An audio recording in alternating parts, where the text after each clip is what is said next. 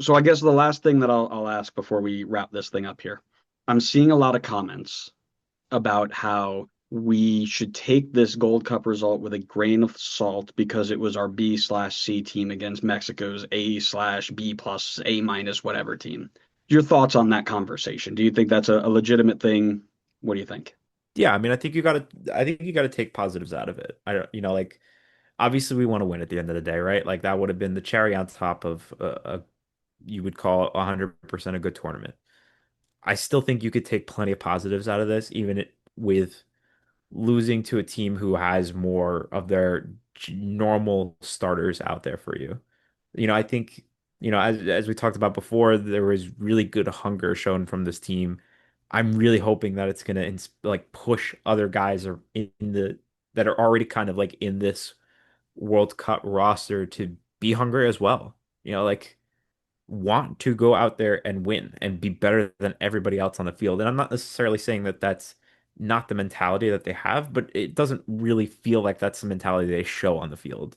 And I'd like to see them show that more. So, I think winning would have been nice. I'm kind of in agreement, honestly. Like, I'm not saying like, oh, it's fine because we lost and they were the better team on paper.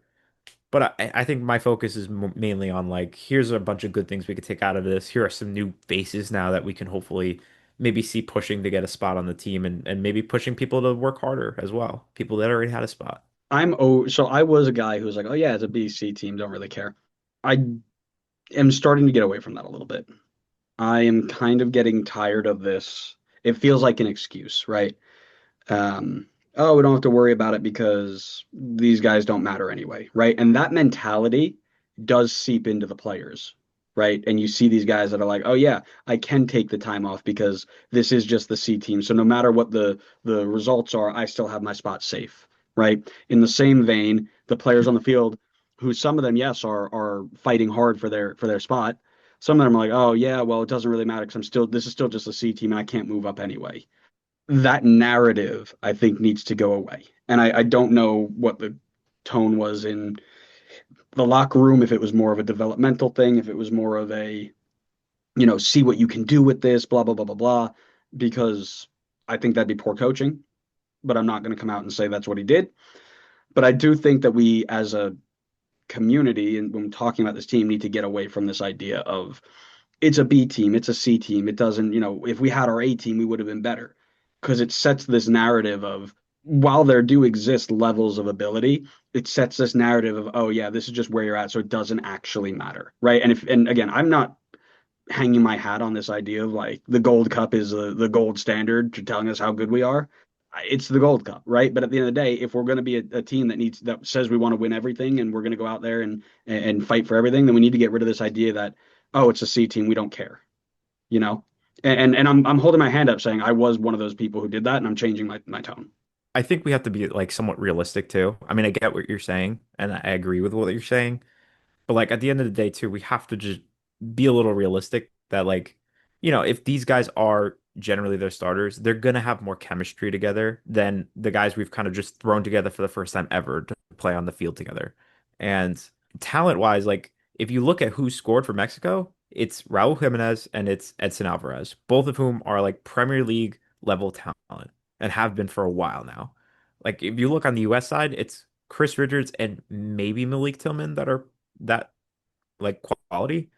And so I feel like there is genuinely like there is a conversation to be had that like the quality is better from the Mexico team than there is the US team. And I think that's obviously we want to win and I don't want players to get complacent because it's like, oh, like they're better, whatever. Like we played them hard. Like I think there was a quote mentioned from Poch that they talked about on the broadcast where he said, it doesn't matter how well you played in a final if you lost. You're only going to be remembered as a loser. Mm-hmm. So like I think that's a good mentality to have, and I hope he sticks with that.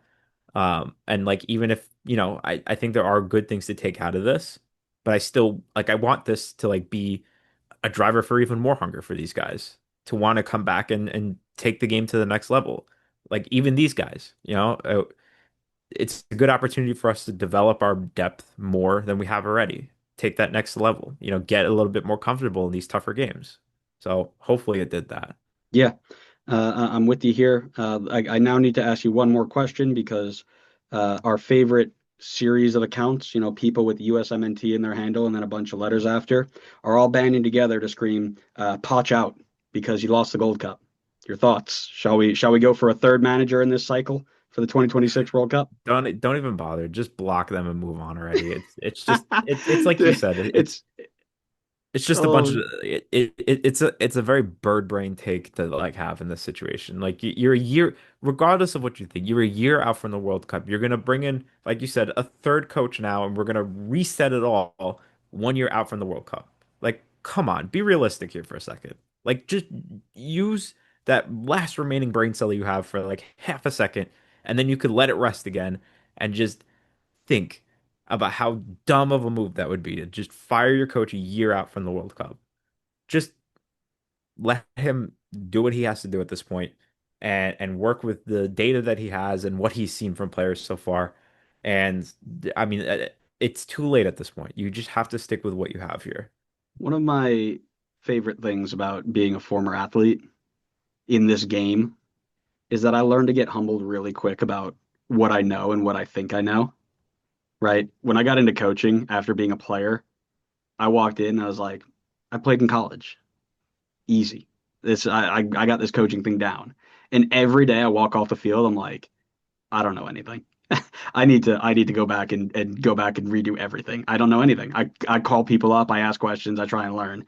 And then I come onto Twitter and I'm like, oh, I'm not stupid. Stupid's on Twitter. I'm okay because I know at the very least that I can analyze a game without going onto Twitter and falling into this mind hive of if you do not play in Europe, you are bad. If you do not play in Europe, you are bad.